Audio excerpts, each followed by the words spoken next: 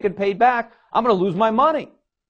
So banks would not just compete on how much interest they pay, but they would compete on how safe their balance sheets are.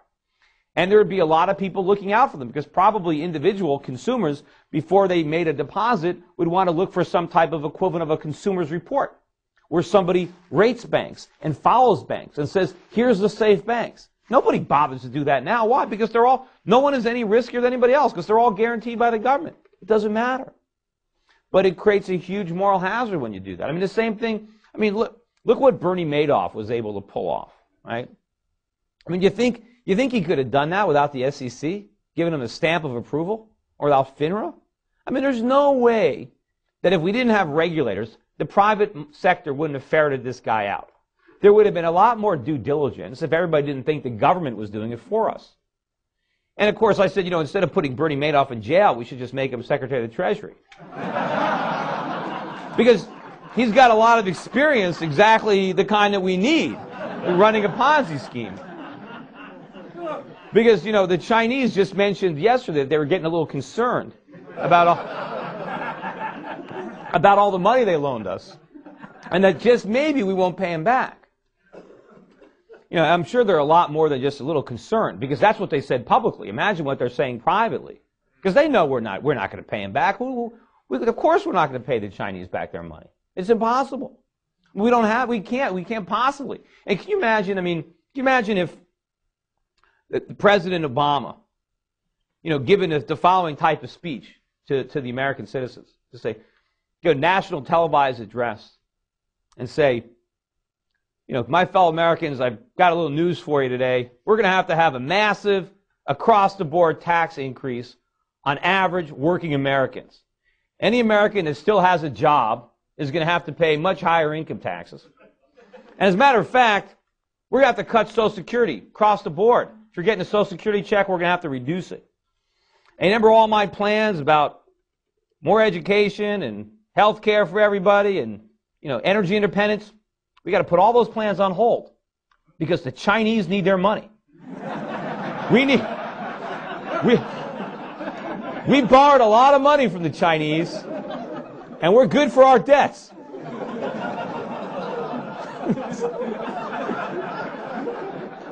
They worked hard for that money, and they loaned it to us, and we're going to pay it back. Now, that's going to require a big sacrifice on our part. Does anyone think that we're going to do that? What, are they kidding me? We're going to tell the Chinese? We're going to say, you guys are predators, predatory lenders. We need a modification program. We need to cram down on this. You never should have lent us all this money. You know we can't pay it back. It's not our fault. The Chinese know this. The Chinese, they can't even vote in our elections. Why are we going to care what they think? We're going to tax voters to pay non-voters? So the Chinese know they're in this box. The U.S. government, we don't pay our bills. We're like Bernie Madoff, right? People loan us money. How do we pay it back? We borrow more. Right? If somebody came to Bernie Madoff a couple years ago and wanted their money, they got it. Why did they get it? Because they were able to take in new money. They found another sucker who didn't know it was a Ponzi scheme. Same thing the U.S. government does. Every time a bond matures, we just go sell another one. And every time we need to pay interest on the national debt, we go borrow that too. Well, it works until nobody wants to lend us any more money. Then we're going to have to default, just like Bernie did. And there's only two ways we can default. We just legitimately don't pay, or we print money. That's it. There's only two ways to repudiate your debt. There's no way we're going to pay the debt. The Chinese have to know that. And we're going to figure that out. But anyway, let me get back to it. I keep going off on too many tangents. But, all right, so the free market, that's where I was, the free market was getting the blame for a problem that was created by the government. And what's happening now, of course, is the government is using this economic crisis that they caused to get even bigger, to grow their power, to expand, to come to our rescue, to save us from the evil forces of capitalism with government, with socialism. And, when you listen to Barack Obama, I listened to his most recent speech, And a lot of what he said was true. He talked about the fact that we need a genuine economy. We can't have a false prosperity. We can't have a prosperity based on debt and spending. We need to have a sound foundation. All that was true. But then, of course, everything else he said is wrong. I mean, he wants the U.S. economy to have a sound foundation, but he wants to be the one that builds it. He thinks the government can erect a sound foundation, that central government planning can replace the market, that resources can be allocated efficiently by politicians who want to get votes, as opposed to entrepreneurs who are looking for profits. Right? He wants to replace the invisible hand with the hand of the state, and he thinks that he could do it better. I mean, the problem is, sure, we had a phony economy. That's true. We had a phony economy because of the government, because the government undermined our productive capacity, undermined our ability to save, undermined our ability to manufacture, and nurtured and cultivated the consumer bubble, the service sector economy that we had that's now collapsed. And it's not government that's going to restore it. We need free market forces. The government right now, everything that they're doing, what is the government trying to do right now? They want to bail people out and they want to stimulate. Well, the bailouts are the worst thing that you can do because they want to bail out companies that should fail, that should be bankrupted. Bankruptcy is a good thing. It's the way the market cleanses the economy of companies that shouldn't be there. Why shouldn't they be there? Because they're not generating profits. They are not effectively utilizing resources. Those resources need to be freed up. Right now they're being held hostage. We need to free them up so that we can use them productively. You know, they say, oh, we can't let General Motors go bankrupt because some auto workers will be unemployed. Well, I mean, we don't want work just so we can have a job. We want work because we can produce something. We want the value, right? I mean, if somehow, we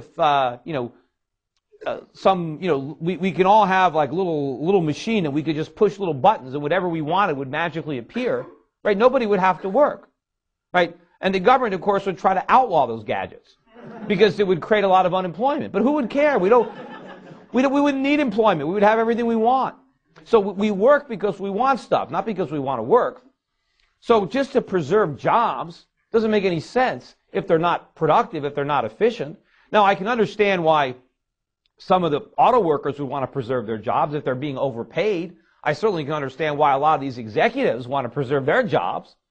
But society doesn't want to do it. The government shouldn't be doing it. We need to let companies go bankrupt. And when I talk about letting, General Motors go bankrupt, and I was predicting that they would go bankrupt 5 or 6 years ago. I knew they couldn't survive. But if we let them go bankrupt, does that mean it's an end to the automobile industry? Does that mean that all those plants in Detroit or in the Detroit area are just going to sit idle? That all those skilled workers are just going to sit there and nobody is going to try to hire them? Of course not.